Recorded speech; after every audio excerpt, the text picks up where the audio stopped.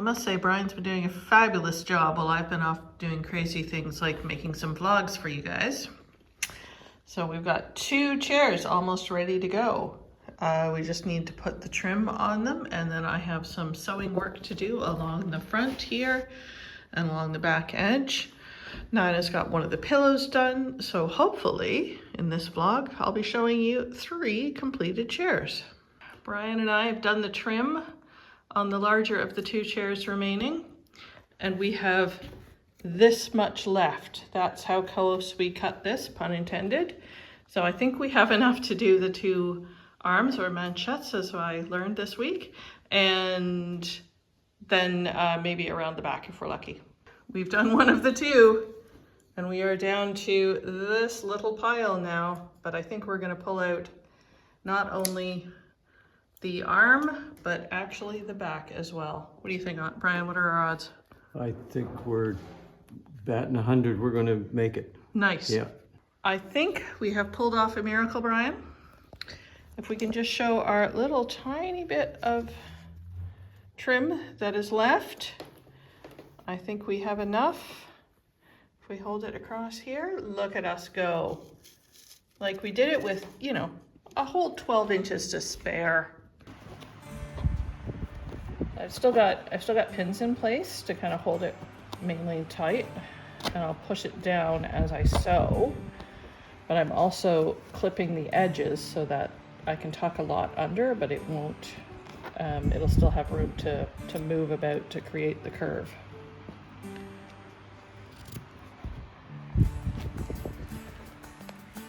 But the trick is getting just the right amount of clip. You don't want to go too far, but you also want to go far enough that it can move. So, good times.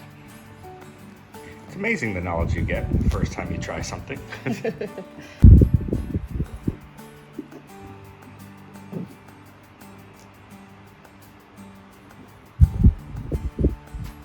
Guess this is why you need the rounded needles, right?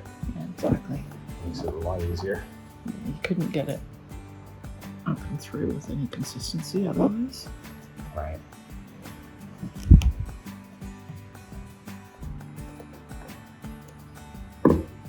Just so that it's a bit down.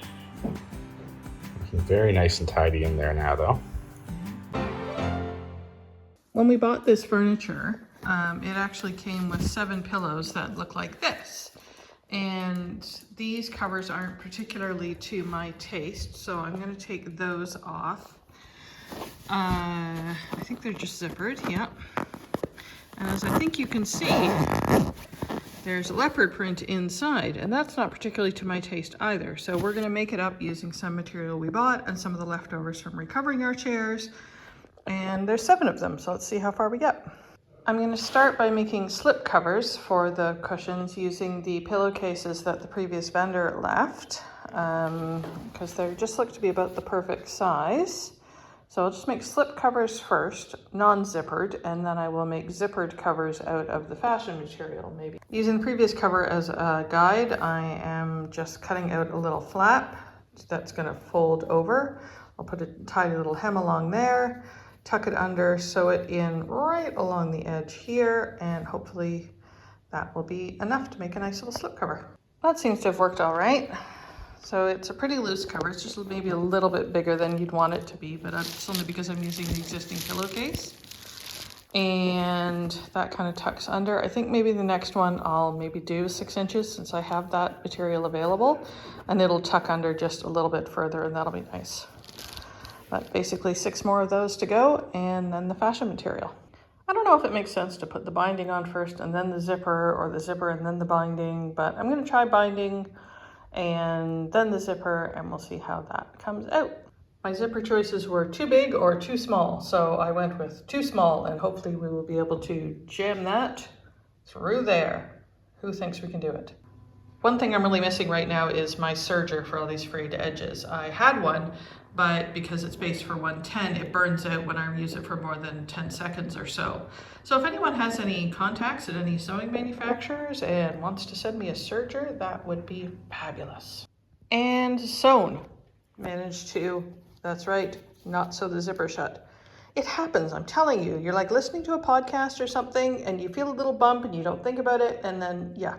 Anyway, turning it inside out now. I am not winning the too small battle. It's not going well. Once again, victory shall be mine, but I'm not gonna lie, I'm kind of fighting for all I'm worth to get this in.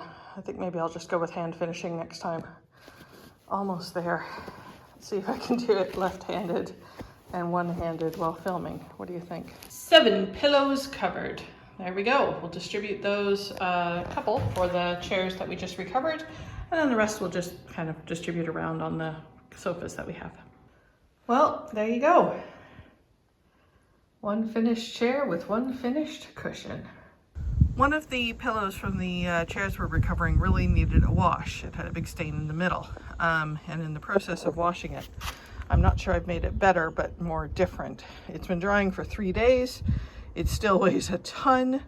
So I'm gonna take it apart, take the feathers out, dry them separately today because it's gonna still be 40 degrees out here, and wash the cover again, and hopefully that'll have it looking nicer. I'm just getting in with my thread snips and opening enough of a seam that I can reach a gloved hand in and pull out clumps of feathers, which I am going to put in the more spare pillowcases that the vendor left for us, and I'll pin those out on the line, and that way hopefully the feathers will dry in nice bunches without actually blowing away.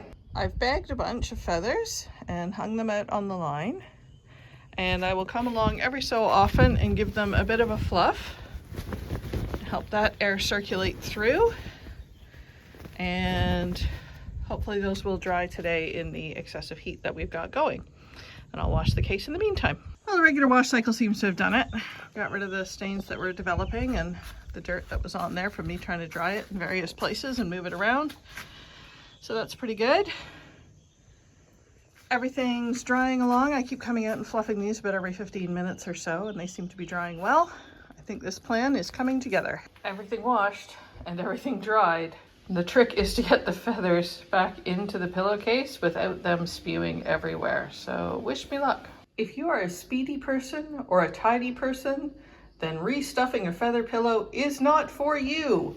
You have to move quite slowly or the feathers get out of control. I've got this many more feathers to get back into this pillow without making this much mess. Wish me luck. What does a feather stuffer look like?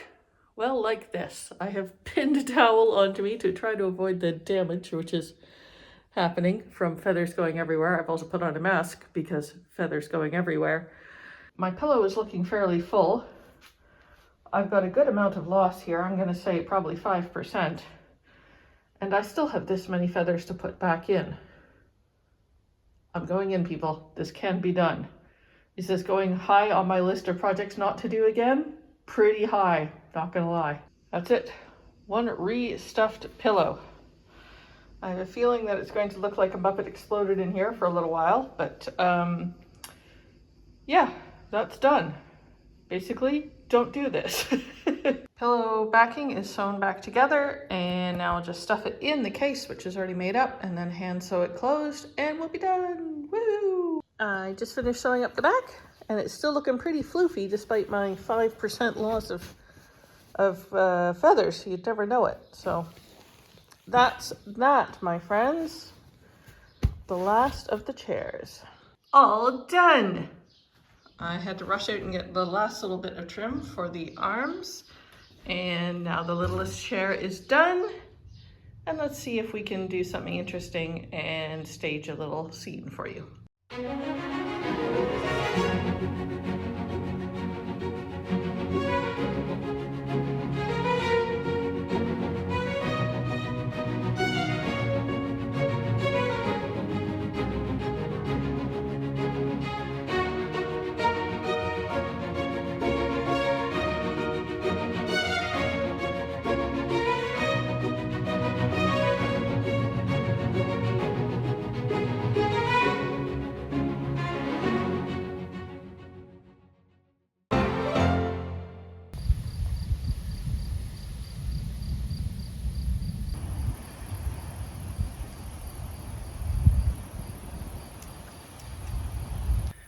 The last few days here in France, in southern France, has been extremely hot. We have had up to 40-degree weather here. Actually, I think with the humidity, it's been over about 42. And now it seems we are due for a thunderstorm. So here it comes.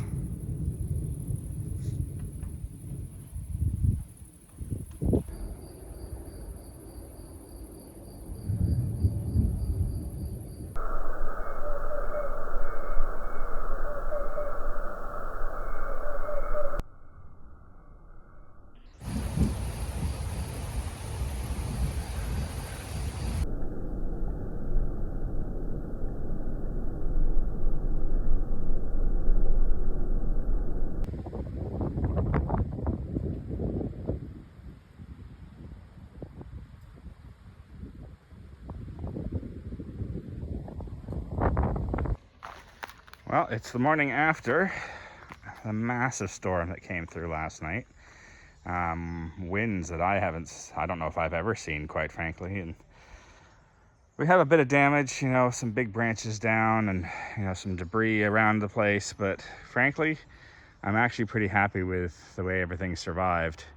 Yeah, but I mean, thank God the shutters worked, because we had to close all of the shutters on the west, or well, the east and south sides of the house last night of the chateau. And boy, it just came roaring up out of nowhere. Impressive storm. I guess with all that heat, it's bound to have a storm that powerful. Anyway, cleanup continues. All right, I'm out here in all my glory to try and fix or clean up some of the mess from the storm last night. I think this one was probably one of the biggest that came down. I'm still trying to decide whether it actually just came off a tree somewhere, or if it is a tree actually that fell into the shrubs. But yeah, we're gonna cut this sucker up and haul it away, because right now it's hanging over top of one of our paths, so it's gotta go.